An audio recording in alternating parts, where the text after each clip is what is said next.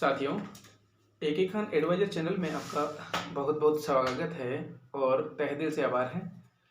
साथियों, इन वीडियो की श्रृंखला को आगे बढ़ाते हुए आज बात करेंगे अक्षमताओं के उपाय कि किस तरीके से हम इनका उपाय करके इनको रोकथाम कर सकते हैं। साथियों, हमारे देश की कुल जनसंख्या का 10% जो व्यक्ति है वो किसी न किसी अक्षमता से ग्रसित है। ये गवर्नमेंट के अप्रूवल डाटा के आधार पर आरसीआई की जो डाटा अप्रूवल करवाता है उन्हीं के आधार पर ये संशोधन किया गया है।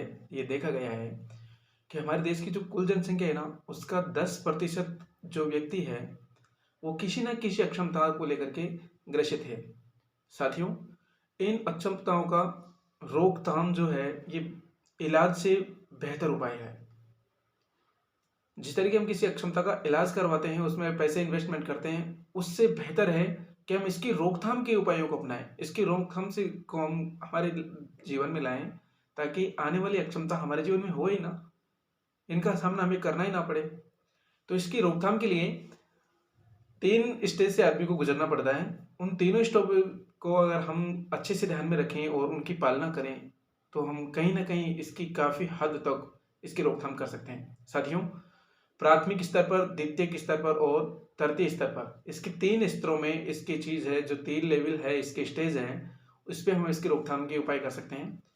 पहली है प्राथमिक स्टेज। और प्राथमिक स्टेज में क्या होता है साथियों, किसी भी रोग से बचने के लिए जो भी उपाय किए जाते हैं वो प्राथमिक स्टेज कहलाते हैं।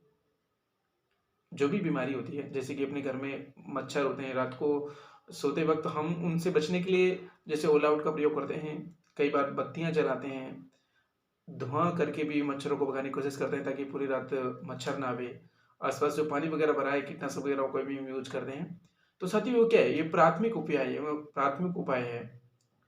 इसके लिए अब इसकी दिव्यांगताओं को रोकने के लिए जो उपाय है, सबसे पहला जो मोस्ट इंपॉर्टेंट प्रमुख चीज है वो है कि अपने नजदीकी ब्लड रिलेशन में कभी भी शादी नहीं करें। साथियों, अपने नजदीक में जो भी ब्लड रिलेशन में जो भी रिश्ता होता है उसमें हम शादी जो है, मैरिज अपन नहीं करें, उससे हम बचें। क्योंकि एक पीढ़ी में अगर कोई दिव्यांगता है, कोई अक्षमता है, तो वो नेक्स्ट पीढ़ी में भी जाएगी, उसमें भी जाएगी। तो इन चीज़ों को विशेष तौर से ध्यान रखें कि जो है नज़दीकी पीढ़ी ब्लड रिलेशन में कभी भी शादी नहीं कर सकते, इस चीज़ का ध्यान रखें। दूसरा है सुरक्षित गर्भावस्था। गर्भावस्था की जो अवस्थाएं हैं, इसमें 280 दिन की जो अवस्था है, जो स्टेज है, 280 दिन में जाकर के एक बच्चे का जन्म होता है, उस समय महिला का विशेष तौर से ध्यान रखें। उसके खान पान है, रहन सहन है, उसकी चीज़ को अच्छी तरीके से मेंटेन करके रखें। उसके पौष्टिक आहार का विशेष तौर से ध्यान रखा जाए, उसको पौष्टिक आहार दें। समझ रहे हो मेरी बात को? शायद बच्चों में होने वाले संक्रामक रोगों से उनको बचाया जाए।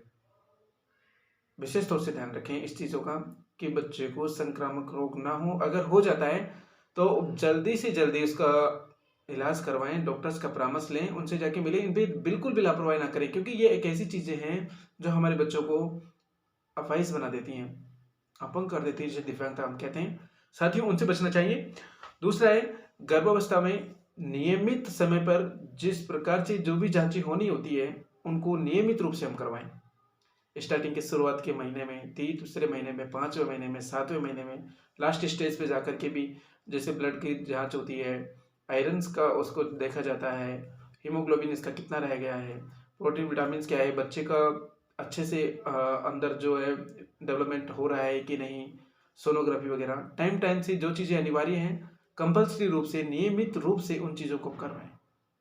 बिल्कुल भी इसमें लापरवाही ना करें, नियमित रूप से इन चीज़ों को करें। साथियों, प्रसव सुरक्षित रूप से हो, इसका मतलब कि बच्चों की डिलीवरी जब भी एक करवाएं वो हमेशा हॉस्पिटल में ही करवाएं।